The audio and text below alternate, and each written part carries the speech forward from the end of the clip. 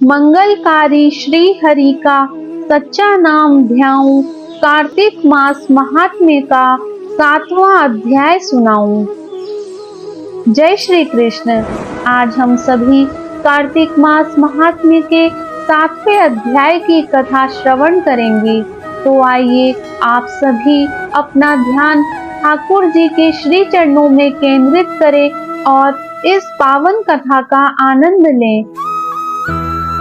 नारद जी ने कहा, हे राजन, कार्तिक मास में व्रत करने वालों के नियमों को मैं संक्षेप में बतलाता हूँ, उसे आप सुनिए। व्रती को सब प्रकार के आमिष, मांस, उड़द, राई, खटाई तथा नशीली वस्तुओं का त्याग कर देना चाहिए। व्रती को दूसरे का अन्न ग्रहण नहीं करना चाहिए, किसी से द्वेष नहीं करना चाहिए और तीर्थ के अतिरिक्त अन्य कोई यात्रा नहीं करनी चाहिए। देवता, वेद, ब्राह्मण, गाय, व्रती, नारी, राजा तथा गुरुजनों की निंदा भी नहीं करनी चाहिए।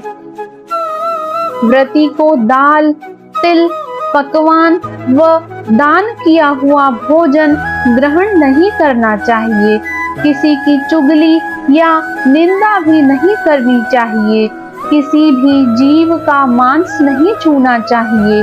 पान, कत्था, चूना, नींबू, मसूर, बासी तथा झूठे अन्न का भी प्रयोग नहीं करना चाहिए।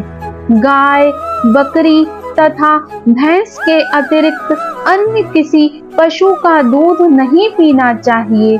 कांस्य के पात्र में रखा हुआ पंचगव्य, बहुत छोटे घड़े का पानी तथा केवल अपने लिए ही पका हुआ अन्न प्रयोग करना चाहिए।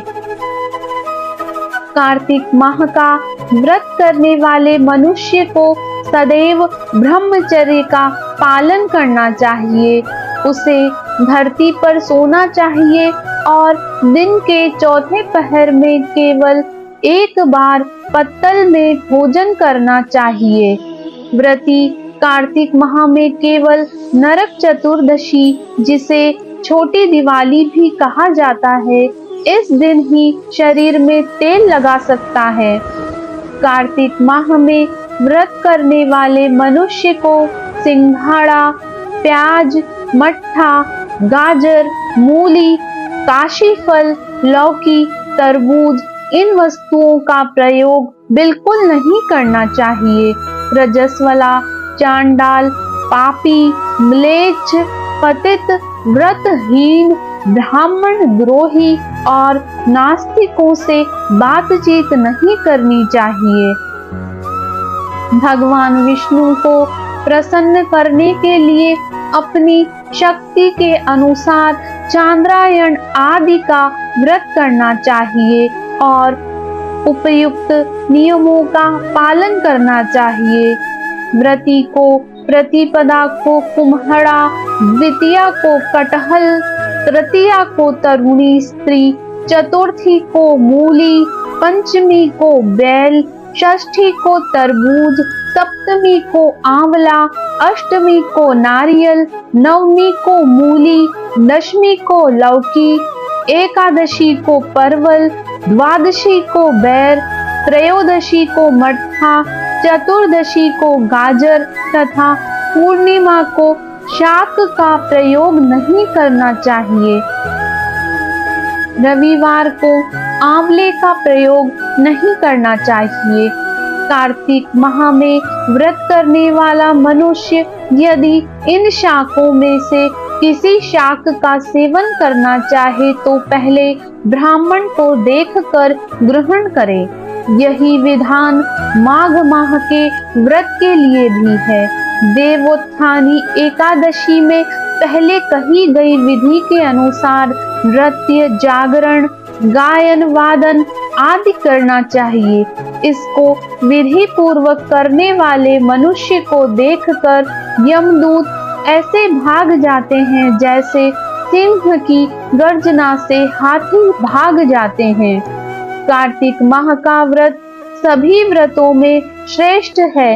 इसके अतिरिक्त जितने भी व्रत यज्ञ हैं वह 1000 की संख्या में किए जाने पर भी इसकी तुलना नहीं कर सकते, क्योंकि यज्ञ करने वाले मनुष्य को सीधा वैकुंठ की प्राप्ति होती है।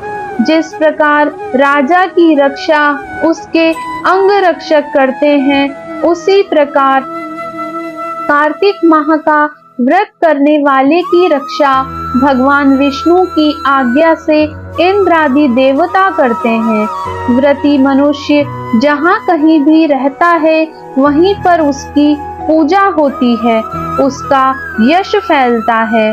उसके निवास स्थान पर भूत पिशाच आदि कोई भी नहीं रह पाते।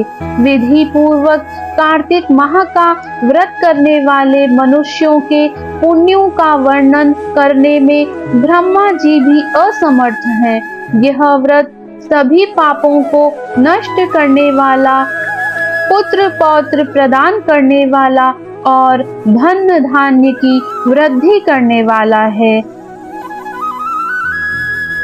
कार्तिक मास महात्म्य सप्तम अध्याय समाप्त।